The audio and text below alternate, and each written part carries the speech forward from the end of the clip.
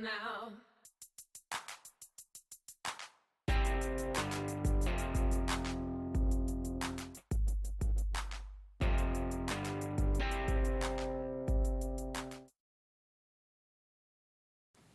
Hey y'all, two videos in one day. I saw a video today on YouTube that it didn't disturb my spirit, but it really um, made me think. Um, Someone had a miscarriage, and I don't think anybody understands how serious that is unless you've went through that. I mean, I've been so fortunate to have two healthy children. Each time I got pregnant, I had a healthy child. And I never had any complications or, anything serious during my pregnancies. So I don't know what it's like to have a miscarriage because I've never had to deal with that. And this person is, really having a difficult time with the grief, the emotional side of that, which is the grief and the guilt. And for some reason, this person is really holding a lot of guilt. And I just want to say that guilt is one of those things that if we allow it, it will kill us. My mother used to always say that you can grieve yourself to death. And when I was young, I didn't understand that. But when I lost my mom, the grief was so unbearable that I literally felt like I was dying on the inside. At one point, I didn't even care. I was just like, I can just go on and be with her because it was so difficult. And I thank God that the hospice nurse knew how close I was to my mom, and she told me that my mother's medical insurance covered grief therapy. And I was like, I don't need no therapist. At first I was like, I don't know if if I want to go through therapy and, do all of that kind of stuff. But I'm telling you, that was one of the best decisions that I could have ever made. I did an entire year of grief therapy. And I had one of the best therapists who just had, for one thing, she was spiritual. And we connected on a really deep level. So I would go in and she would have the atmosphere set. She would have the candles. She would have, the incense and all that stuff going on. And we just connected on that level. And she just really gave me some tools to be able to deal with the grief and the guilt. And I didn't have a lot of guilt surrounding my mom's death because we were extremely close, and everything that my mom wanted, she had her wishes laid out. I followed that to the T.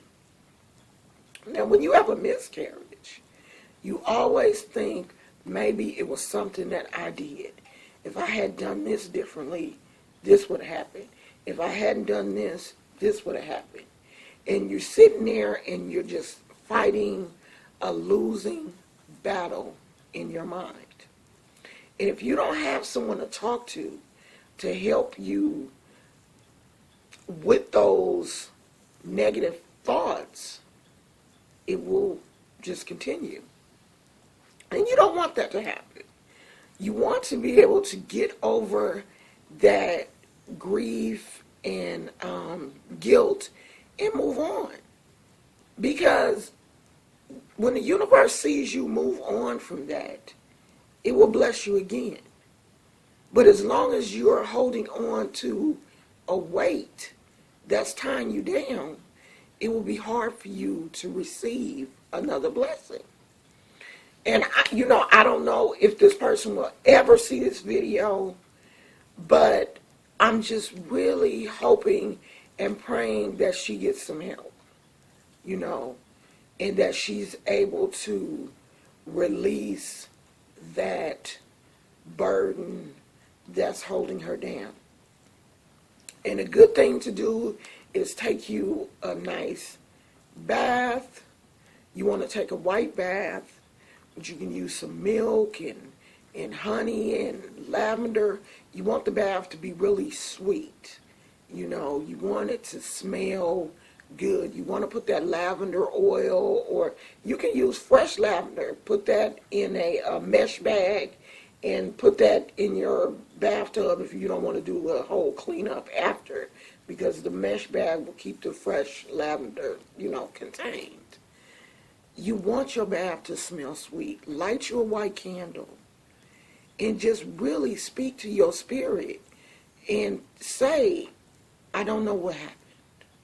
And it's not for me to know what happened. But from this day forward, I want to move on. And I want the universe to bless me. I want God to bless me with another child.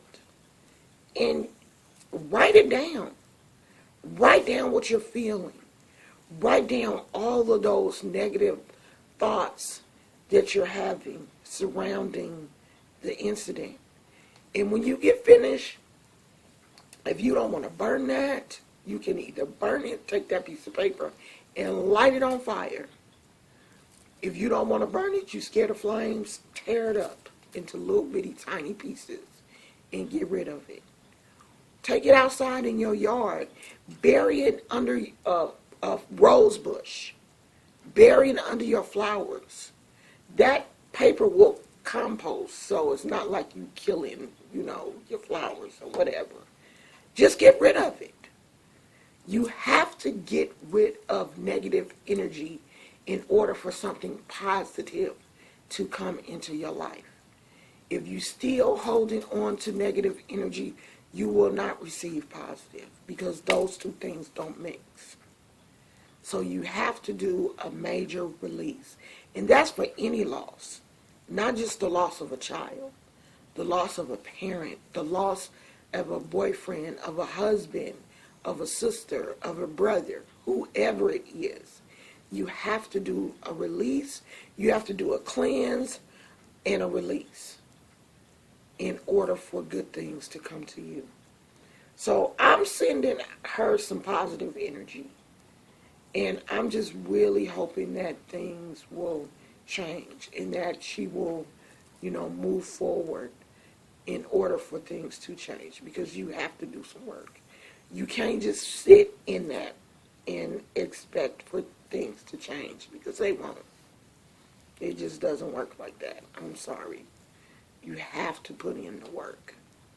So that's it, y'all. I gotta go. Hopefully Babe will be here soon, and we got a couple of errands to run. But that's it. 1 for the money, 2 for the show. Don't play me, honey, this is how we go.